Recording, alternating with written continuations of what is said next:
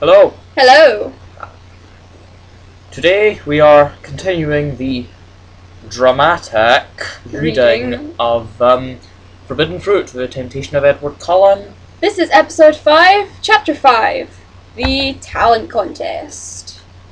Just take a guess right now. Who's going to win? Go on, we'll tell you. We won't even have to tell you if you're right. Well, because you read the story. I know And that. Chapter 5, The Talent Contest.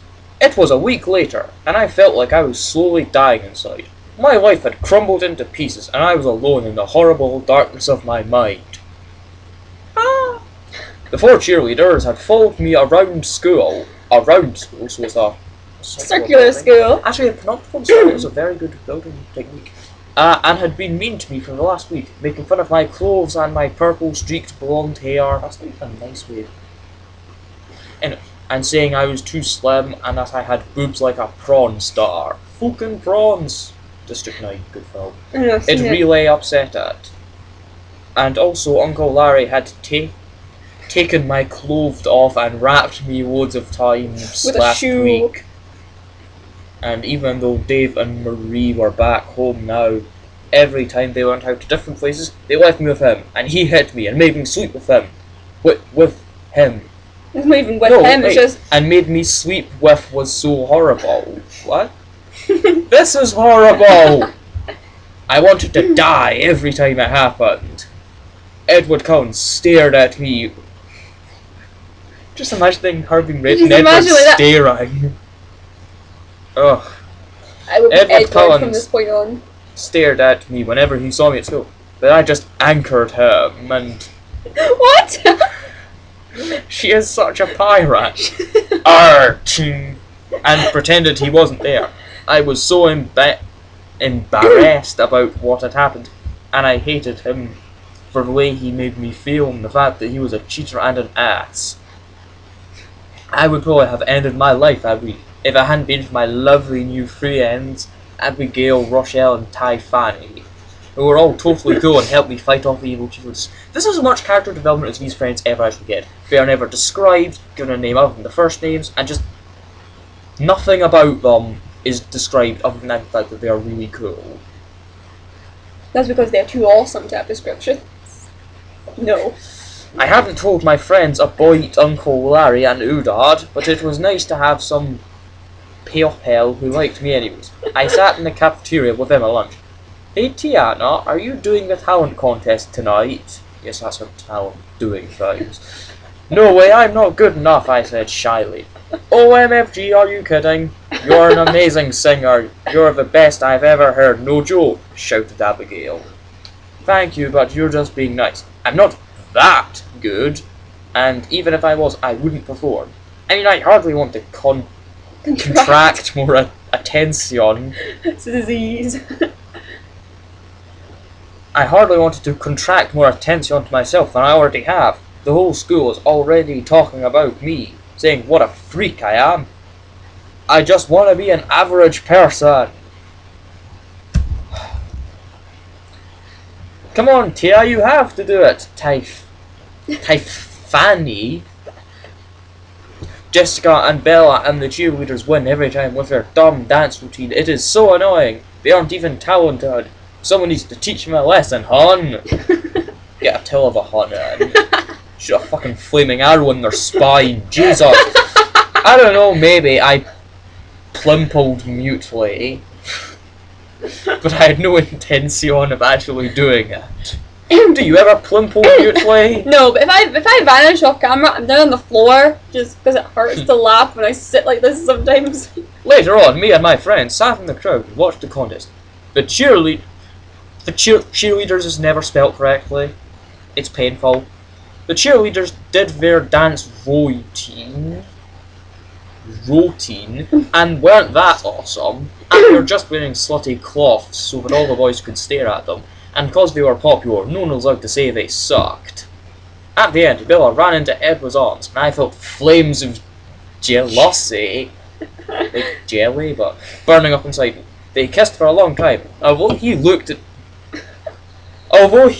at me the whole time, I still wanted to cry and scream. Could you imagine someone doing that? It's like glaring at you. Ugh. Just, you know, I just think the thought of kissing someone with your eyes open is kind of weird on its own, but, hang on, I just realised what I'm switching over. Alright.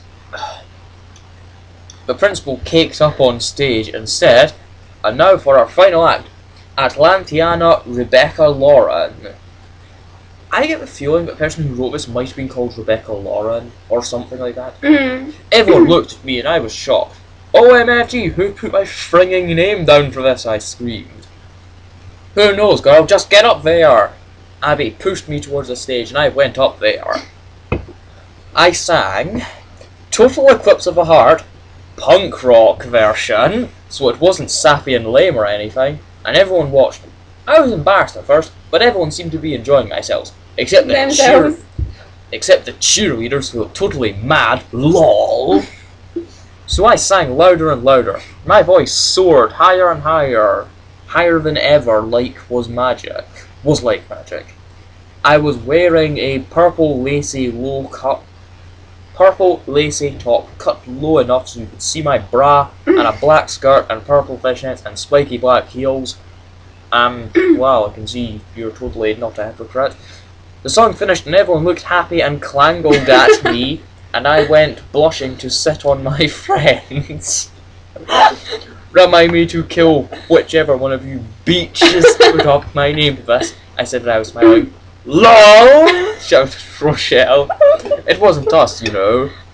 And the winner is Atlantiana Rebecca Lauren!" The principal screamed ecstatically.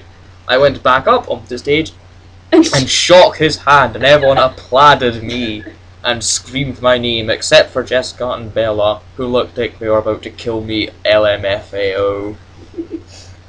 My eyes strayed to where Edward stood gazing baldly at me. I almost fainted right then at the sight of him looking so hot and gorgeous. I don't think anyone else had noticed, but he had a massive erection. It was so hot and sexy. I saw Bella and Jessica storming out of the room, angry that I won, and I smiled. She's a bit of a bitch, though, when you think about it. I mean, don't want people staring at my top. I don't want people to know I've got huge breasts. But Look at my tits, damn it! I'm going to wear a really low-cut top, so you can all see my tits. I'm not. But yeah. Anyway, later on, I walked home happily. Then a car purred up beside me. It was Udard! Shocking! "Get in the car, I'll drive thee home, sweet lady," he said in his beautiful old-fashioned speech. I did as he told me without knowing where quiet. I did as he told me without knowing we're quiet for a minute. "You are awesome tonight. You have a stunning voice like silk and satin in the moonlight. You looked beyond beautiful up on that stage, like an old painting in a church." Everyone likes being compared to paintings. "I wanted to charge right at you and kiss thine lips right there. It still had a huge erection. I wanted to touch it so badly, but I didn't." I think Bella might have said Bella! Chewing the fucking scenery here, Jesus. "Might have had something to say about that," I snapped.